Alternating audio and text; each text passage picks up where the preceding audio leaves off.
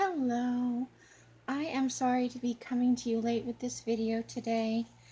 Um, as life does, I was unable to record and post this morning.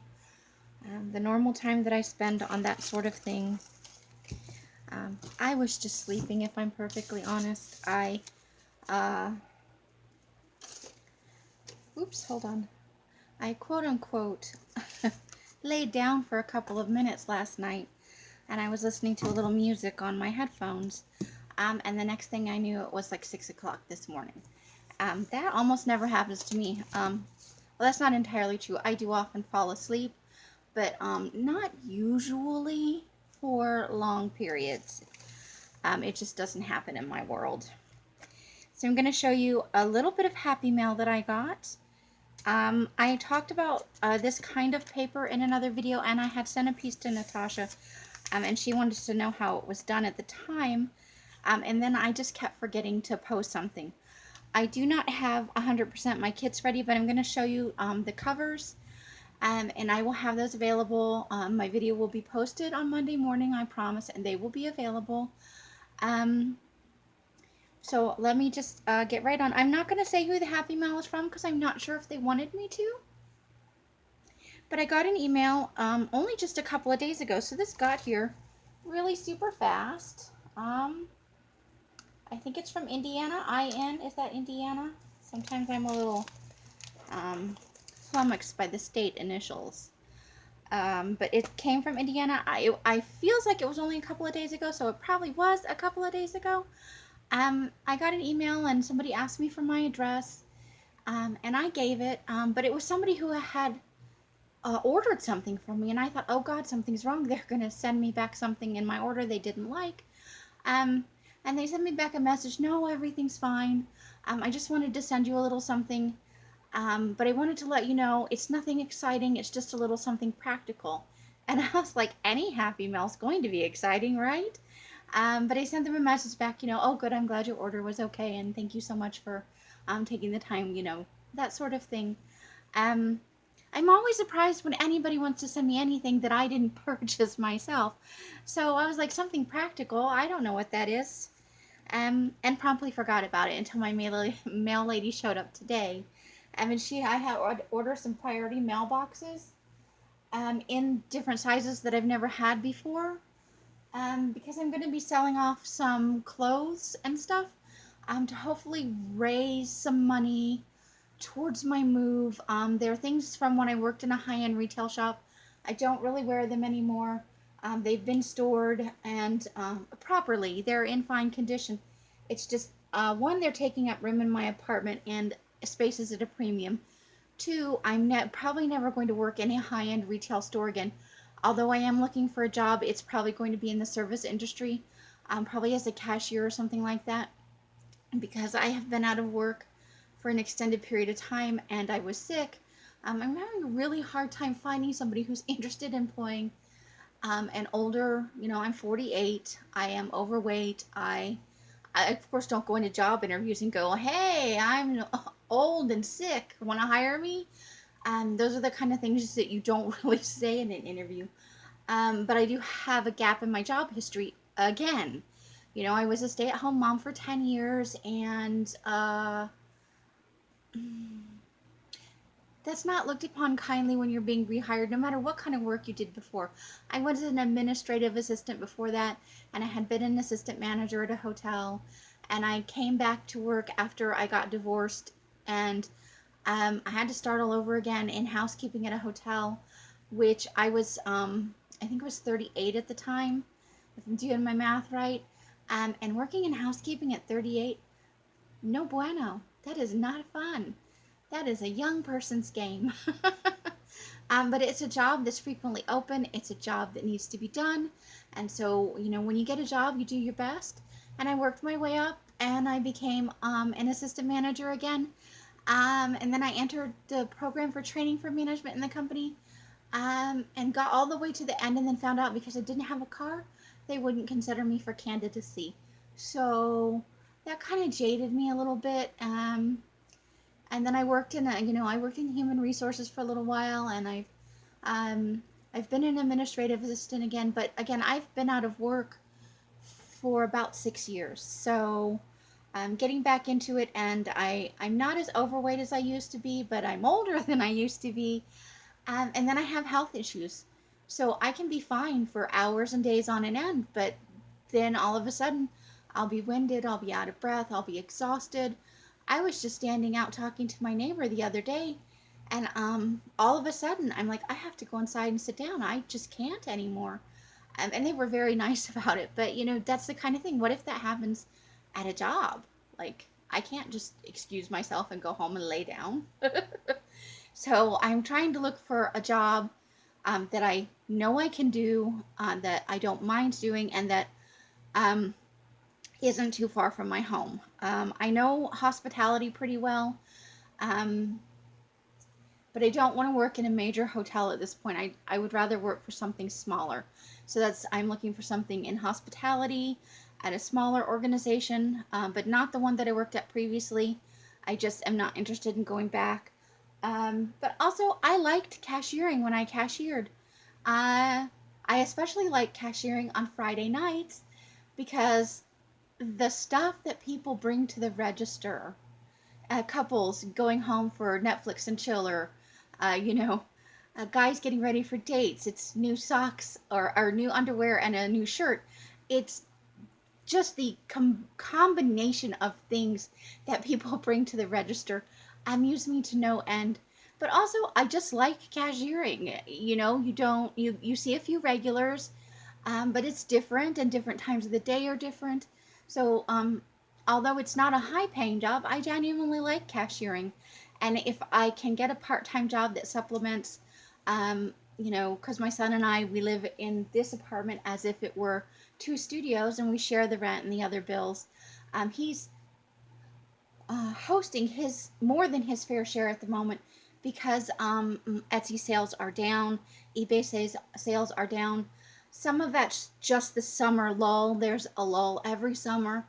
It seems particularly egregious this year. I don't know if other sellers are experiencing that, but that has been my experience this summer. So I don't know if that has to do with the algorithm that just happened. I am getting visits to my site. I do need to probably go in and look not just at the sales I had this time last year and last year, but at the number of visitors, because I am getting people coming to my store. I don't know about eBay because they don't run those kind of metrics, and I'm not going to install a program and spend my time analyzing eBay because that's not where the bulk of my sales come from. But I can look at Etsy, and that's something I'll talk about in a future video if anyone is interested in hearing about those numbers and what it looks like uh, this year for the summer compared to last year, and specifically my August, which was super fantastic last year. Not so good this year. We're 8 or 9 days into the month now, and I haven't had a single sale on Etsy. Um, and I did really well last August. I'm not lying. I made really good money and selling the same stuff I'm selling now. Um, so let me get to the Happy Mail, and then we'll look at the covers. I don't know how many people will be interested in this style cover or even this size book, but I had a lot of fun making these. Um, I was going to do completed books, but I didn't get that far. And I thought that offering them as kits with a variety of items, the colored papers I have, some of the things I collected specifically for the journal, some charms and some other things. I just thought it would be fun for people to get it as a kit where you can add in your own stuff. You've got the stuff from the store, and you can make your own thing rather than purchasing something and maybe loving it, maybe not. But you could buy it and put it together and make it your own. It's not a super high-end fancy kit, but it's not bottom of the barrel. I bought one last year. I'm going to be really honest with you, and I will look for it, see if I can show it in a future video. I am not going to tell you what seller I bought it from, but they are still selling on Etsy. They do big business. They do really good business. And they have a YouTube channel, and people love them. But I bought the kit, and it was on sale because it was really close to the end of the of October, and I got the kit, and I can't even begin to describe how disappointing it was. First of all, there were very few items. They were printed on low quality paper. Um, and then the person was late in posting their video for their, showing how they used their own items. And in the middle of the video, she says, well, I don't even like Halloween. And I thought, well, this would be like if I did an Easter journal, or a prayer journal, because I'm not Christian, and I don't have anything against Christianity. I don't think Christianity is a bad religion. I don't thump on Bible thumpers. If that's your thing, that is amazing and awesome. But it would be as if I, with no background, I grew up in a family with no religion. I didn't understand how important religion was to people until I was almost, out of the house, out of school. I had no idea how important religion was to people. So having no background, it would be as if I offered you a prayer journal and you got it, and it was so very clear to you that I didn't get anything about, your faith, that I didn't put any time or any real effort into, other than they were Christian things. That's kind of how the kit rang when she said it. I'm like, well, then why are you even making a kit? And it wasn't a ton of money to begin with, but I think I got it on sale for $14. And honestly, it wasn't $14 wasted, but it gave me an idea of how I don't want to be, and to know that I shouldn't just offer items because it's that time of year. If it doesn't suit me, or I don't understand whatever it is, or it's not my bag, I don't groove with it, then I shouldn't make it, because the person receiving is going to know that I just threw some stuff together and threw it in an envelope. And that I didn't care at all about the holiday or the event or the theme of the journal. So that it taught me that kind of lesson. So I love Halloween, and my kit won't be high end. It won't be fancy. It might even seem a little childish to some people, but it's what I was working on, and it's, I'm going to obviously make one for myself as well. I actually have 2 covers set aside for me to make my own. But I've let it go till too late in the year. So this was my compromise. I do want to offer something for Halloween. And part of it is making money. If I'm perfectly honest, I do want to cash in a little bit on that. But also, I don't want to sit on this for another year. I think that these are fun items. I think it could be a really fun journal kit, something that you can put together in August, or slowly in September, and have to use in October and have a really good time with. And I want to offer it early so that if you don't like everything that's in the kit, or you haven't been, collecting ephemera for years, that you have time to get in a little bit of stuff for yourself.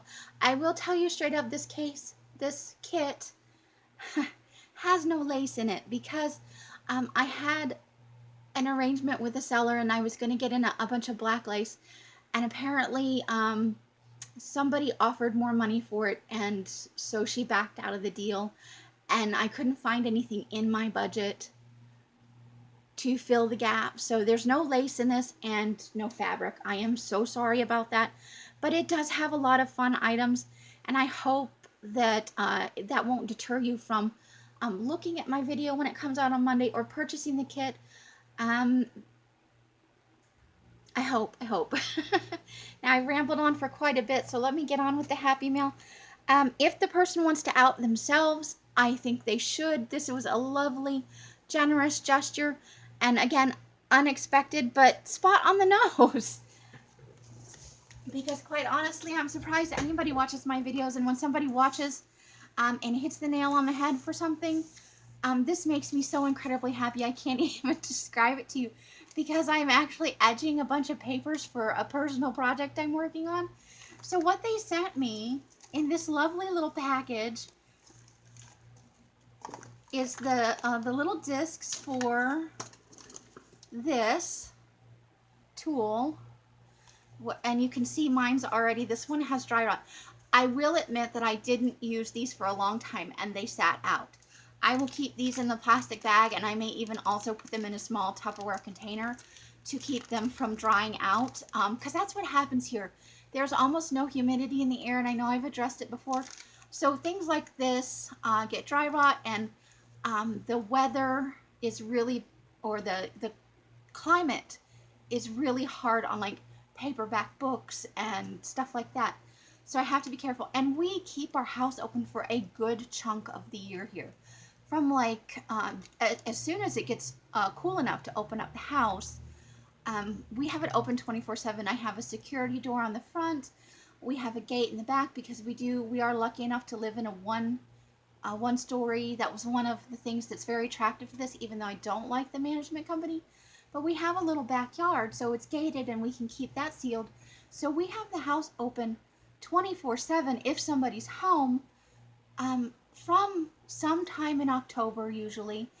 It's usually the end, but sometimes we get lucky and it's the middle or even late September. And as I said, occasionally, oh my gosh, it is as late as Christmas.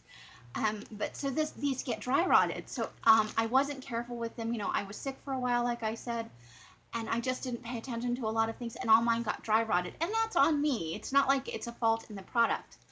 So the person sent me some of the discs. It looks like there's 8 of them, which is super awesome. I can't even begin to thank you. I've been using my janky old, and they bought me a new one of these. I'm going to open this up and show you. This is the state of my pad. I trim the edges with the scissors regularly because it's fraying away. It is scraped and torn. If you edge directly on paper, a lot of paper, which I do, this is what happens. And let me make sure I've got that on camera. I'm showing it to you and explaining, and I'm acting like, oh, so there it is. So you can see it's worn away here. This corner is getting really low to the and I would continue to use it until I can afford to buy one. But I also do have, I think it's a little more than half full, the refill for it. But I do at this point, because it's actually kind of sticky. And that again is what happens to this sort of thing, even sealed up, because it's so dry. So I got a new one of these. And I'm so happy and so excited. You have no idea. And you're over in your corner going, oh my God, it's just ink. Get yourself under control. No, you have no idea how happy this makes me. And then the 8 little pads. So I will be extra careful with these. Thank you so much. You have no idea. My eyes are leaking happiness again. You think I'd quit crying at some point on these videos. So that's my happy mail. And this little package is like, I don't know, is like skyscraper level happiness in this tiny little package. So that is amazing. Thank you so much. And then I had sent a page to Natasha as part of the some oopsies and uh-ohs that she got from me. And it had one of these squares about this size. Let me see if I can, because it's big. Well, I guess if I just left it folded instead of, so it was this size. So what this is I bought probably before I got sick, I think, a file cabinet, not the file cabinet itself, the contents of the file cabinet. It was 2 drawers. And in it were it was a building that had been a music repair. You know, they repaired musical instruments, mostly metal ones. And so they had this, when the building got bought, there was a file cabinet full of stuff, and the guy took the stuff out and he put it on eBay. And so some of them were these big old blueprints. And I know you're not going to be able to see all of it, but it is very big. So here, there's the, stuff falling. So there it is, and I'm just going to roll it across. And some of them are have more like designs on them than others. This one has a pretty good amount of designs. I'm going to fold it in half now. So you can see here, this one has actually quite a bit of whatever it was on it. But what I do is when I make the coffee and tea, a lot of times I do a double mix. I'll take some coffee that's left over and tea, and I'll put it all in a big pot. So when the tea bags come out, I don't just throw them away. I used to do it just on larger paper, like drawing paper and stuff like that. But I've been using these for a while, and it takes a long time to get it done. Because this is 3 times. You know, I put it on, and then, well, this one is probably better to show you. And then I put it into the gaps. That's a second time. And then I make sure I get around the edges so it gets, you know, pretty grungy and dirty. And, you know, this side is grungier than the other. But then there's also a back side that's perfectly plain, so I fold that over and I do the other side as well. It takes a long time to get one of these done, but I love it when it's done. So I thought I would show that just maybe an unconventional thing to do with your tea bags. I know some people save the bags themselves. Let me run and get some of the tea bags I use so you can see why I don't save the tea bags.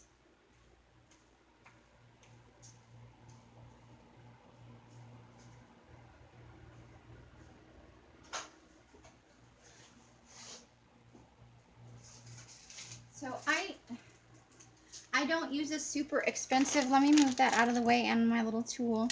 I'm so excited.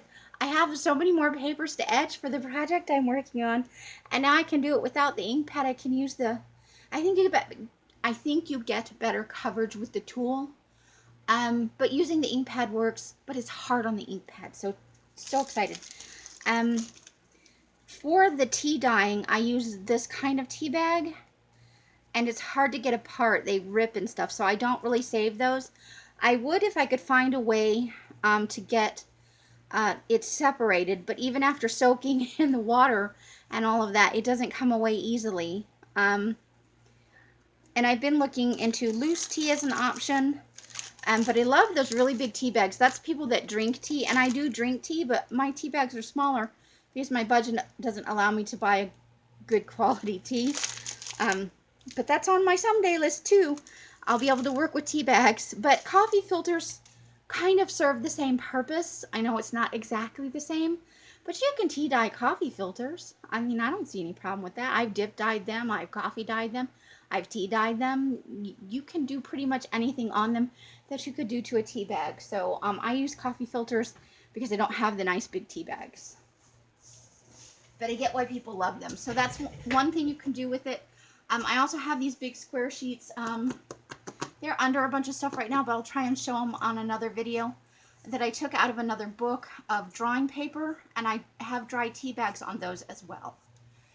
So I put the purple ones on top because Frances has apparently been stalking my little videos looking for what I'm going to come up with for Halloween, which is super sweet because I didn't even know she was watching my videos until recently, and I love it. It's always surprising to find out who actually watches your videos because, you know, you get a few people that comment and they comment regularly, and I love them. They are amazing people. They share the most amazing things with me, and I appreciate it so much. So, let me make sure these are on screen. So I'll show the purple ones first because Frances is a purple girl. No pink ones, though. I didn't do any pink for Halloween. So I have this set of covers, and so this is the size that the journals will be if you buy a kit from me. So it's 5.5 wide by a little over 8.25 long. It's not quite 8.5. And these are made from an upcycled, a pamphlet style book. The inside is not finished. That is up to the person who gets it. I did not want to presume, but both sides of this are reinforced with Tyvek, and this is upcycled. I did not request, 100% did not request Tyvek envelopes from the USPS and then just cut them up. It took me a while to get enough to do this because I don't actually get Tyvek that often anymore. But so these are upcycled Tyvek, and I made sure I didn't put anything on here that had postage or tape or anything that would bulk up the journal. But it is reinforced with Tyvek, so once you put your chosen cover, whether it's fabric, more tissue paper, scrapbooking paper, cardstock, coffee filters, you know, whatever it is you choose, it will be good and strong. And when you poke your holes and stuff, it shouldn't I've made several of these. I gave away a ton last year. I had probably 50 of these covers. And I must have given away 15 or 20 last year as gifts to friends and friends of friends. And I was not selling this sort of thing in my Etsy shop last year. They were popular when I was giving them away, but when I wanted to sell them, not so much. So, and I wasn't like, here, do you want this journal? People actually said, ooh, I really like that. Can I have it? But possibly because last year I gave them away when people were coming back this year, and they were like, can I have a journal for this year? And I'm like, I'm going to sell them through my YouTube and through my Etsy. And most of them were like, I don't want to pay for it. I liked it when you gave it away. And that's all well and good. I understand that. But except for two really close friends who live not near me anymore, and who I actually don't get a chance to speak with all that often. That's it for me this year. I'm not really giving anything away. And I don't mean to sound like greedy or, unkind, but at some point you've got a limit. I need to earn money to support myself until I find a job. So, that's what's going on. So these are the purple ones. This one it's a purple on purple with a little bit of brown undertone on here. So this is that tissue paper method where you crinkle it. It is Mod Podge. I will, when I mail it out, because these do sometimes stick together. I have not had any damaged, however. But I will put a little something around them, probably some parchment paper or wax paper, just to keep them from sticking to anything else in the kit, because I know it's humid and hot, and these things sit in the mail trucks, and those are super hot. I feel so bad for the postal workers. Their trucks are so hot, and they are out in this heat. But I will make sure I protect that so it doesn't stick to other things in the kit. So here, this one is purple on purple with some brown undertones. I don't know how that's going to show, because when I showed that scrapbooking paper, oh my gosh, was it not on tone at all. So I meant for these to kind of look veiny and kind of can be creepy was the goal I was looking for. So that's the front. Well, actually, at this point, you could make anything the front or the back depending on how you turned it. It's your choice. There's no designated front or back because it's a plain cover. I have tested it. It takes like if you want to glue an image onto here, I've put the book plate the book plate tags on here where you put your name, put the name of the journal inside it. I have put corners on these. I have put eyelets on them, all of that stuff. So these hold up very well. It's glued down super well. It's been burnished within an inch of its life. So that's the first one. That's the purple on purple with brown. And then we've got a couple of these purple and silver ones. This is one of my favorite color combos. So front, back, and they're all going to be the same on the inside with the Tyvek to reinforce it. So I have 3 of the purple on silver and 2 of the purple on purple. So I'll just show these real quick, and so you can see it sticks a little, but there's no damage going on there. So, and then that's the purple on silver again. Front, back, and then I will real quick. So I put this. So this is also purple on purple with a little bit of brown on there. I like the kind of veiny look of this one. I really like this color combo. Although the purple and silver, I have to admit, is one of my favorites. So there's that. So there's 2 of the purple and silver and 2 of the purple on purple with the brown. And then we hit into some oranges. This is orange with some green on it.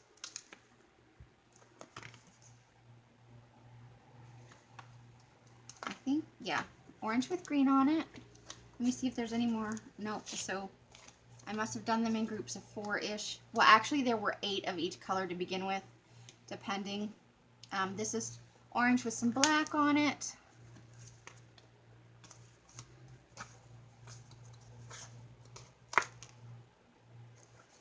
And then we've got, this is black, brown, and it's a gold and copper paint on this one. So this is one of the grungier ones. This is another one of my all-time favorite quote-unquote designs. So there's that one. Same here. The brown ones were pretty popular last year, so I think I only have 2 of those left. And I think I might have kept one for myself. So there's that. And then this is red with purple on it. So, and then this is purple with red on it.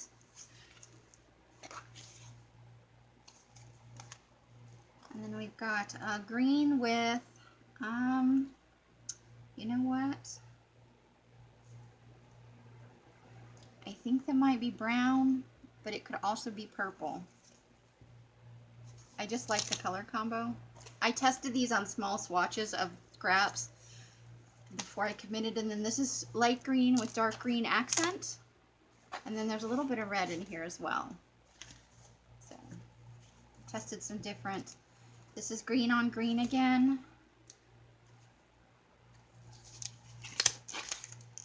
So you can see it will sometimes stick on itself. So there's that. These have been compressed for a while. They're sitting on a shelf. So it doesn't do that on the ones that I made that I used, because I guess they got worn in a little bit. So this is like I'm thinking this is like a really dark red is what I'm thinking. So there's that. And then this is olive green and brown is what this is. So this is a darker olive green and a darker brown. I like the kind of foresty, almost swampy kind of look of it. And then this is a lighter version of the olive green, also with a lighter brown on it. And then I did 4, or what's left is 4 of the bloodstained napkin. So this is the tissue effect and then a napkin over the top of that.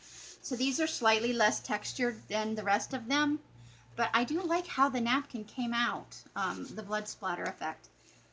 These, you know, and these are a little thicker because they had extra layers. Because I didn't just lay a whole napkin over it, so it was the tissue paper and then I collaged more tissue paper on top essentially. So there's all of these. And you got the most effects on these because this was actually the hardest one to make because of all the collaging. So those are all the plain ones of the various colors that I have. And then I have 4, 2 in brown and 2 in green, where I decoupaged that skeleton napkin that you saw in the pocket page ephemera kit. So this is a lighter brown with a black on it, and the napkin overlaid. The back is just plain with the brown and black, and then the inside is the same with the Tyvek. And I've made sure to get good coverage so that when you put your inside in, whether, you know, when you snug it up, that there won't be any corners exposed. So this is the same black on brown there. This is the lighter olive green, or it's a more diluted olive green with the light brown. And then the darker, this is a mix of the olive green and a forest green with black on it with the napkin. And I was going to keep this one, but I decided against it. So, and then I'll show you the 2. Let me look at the time and make sure we're not, because it'll only record for 45 minutes. Oh, we're at 34. We got a little bit of time left. And I knew I was going to run this one up because I can't help blabbering every time I get on here. So I kept a black and silver. And I've got to tell you, I'm really tempted to switch this out for one of these. I don't know. I like them both a lot. Oof. Touchy, touchy. I'll have to decide. Well, you'll know on Monday what I decided, but I did keep a black and silver for myself. Or a purple and silver. God, I'm not even... Oh, I know why I kept this for me, because I screwed that up. And then I kept one of the darker olive green and brown ones for myself as well, because I really like that color combo too. And like I wrote, mine, it's mine, mine, mine. So those were the two I kept for myself. And there's another one floating around here somewhere, but I'm for the life of me, probably hanging out with my Tim Holtz people. So we'll put those purple ones back, or here, we can do this while I wrap up my video here. So I wish I had more of these. I have the capacity to make more. I have a few more of the bases. If there's enough interest, I guess I could. But so far, I've got to be honest. Because and it's probably, or maybe people just don't like my stuff, but I'm ascribing it to people not really, because I have so few subscribers. So here I am trying to, so you can see the two different colors of purple. And then you've got the ones here. I'll just put those over there with the skeletons on them. I don't know if you can see those or not. I like the napkin effect. It did come out very dark, but I do like it. So 1, 2, 3, 4, 5, 6, 7, 8, 9, 10, 11, 12, 13, 14, 15, 16, 17, 18, 19, 20, 21, 22, 23, 24, 25, 26. So I have 27 of those. So what I'll do is I'll put together the kit and I'll show you a full kit, and then they'll all be similar, obviously with variations in pattern paper and all that.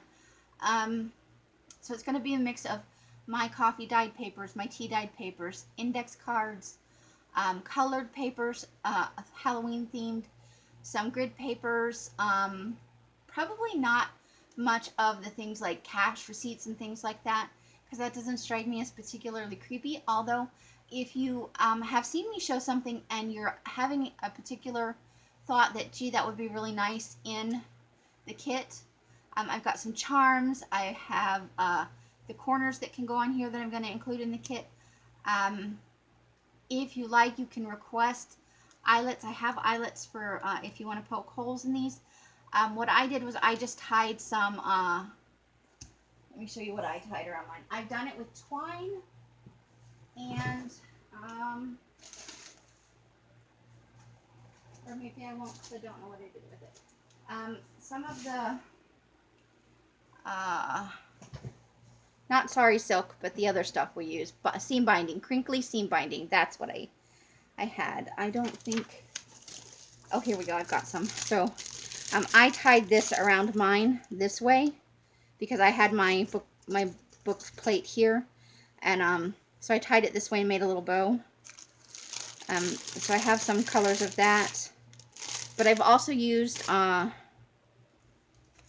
twine, this kind of twine, which is gardening twine, and I've used string, but I'm almost out of string at the minute. So those are some of the things I've done. You could also use strips of muslin, coffee dyed or plain. I have found that the muslin takes well to being rubbed with or sprayed with the Delusions products. So those can make, if you just rip off a skinny strip, if you have some muslin. I've also cut into thin strips the cheesecloth, which gives a really raggedy, grungy look to use as ties.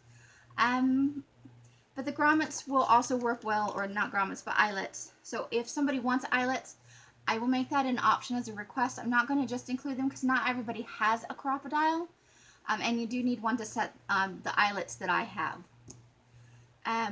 So that's the kind of things I have. I'm not going to include any washi tape, and probably minimal already decorated items. I really want this to be something that you can personalize, that the kit has everything you need in one place to get you started in a semi-naked way with your journal. Not you naked, the journal's naked. So that's what's going on. As a little teaser for you, So if you have seen me show something that I didn't talk about and you're like, that would be great in the journal, even though you might not think it is, like maybe I'm not thinking it would be great in the journal, but you're like, that, it needs that thing, or I would like it to have that thing, just let me know, because I'm pretty flexible on what I'm going to include in the kit, and probably some of the dip dye tags and stuff like that. Um, I'm pulling together, some pages and things like that to put in the kit last minute, because I was gathering the stuff up a few days ago and I was like, this needs a little bit more. I want it to be a good amount of things. So that is pretty much all I have for this video. If you have watched to the end, thank you so much. I'm sorry that this is going on 40 minutes. I just get on here and I don't know what it is about talking to the camera. Maybe it's because nobody's looking at me, but I just babble and babble, and I am so sorry. Um, but I'm having fun while I'm doing it. I don't know why, but I feel so much less self-conscious than if a living person were staring at me, if their face was staring at me. And that's why I'm socially awkward. So if you have watched to the end, thank you so very much. I truly, truly appreciate it. I hope that you are having an amazing day, and I mean that from the bottom of my heart. It's not just a thing that I say to you. I want everybody to have the best day possible. I hope that whatever you're doing, that it fills your life with joy and happiness. Um, and until the next video, or the next time I see you in a live chat, or I comment on a video, or you comment on one of mine, happy crafting. Bye!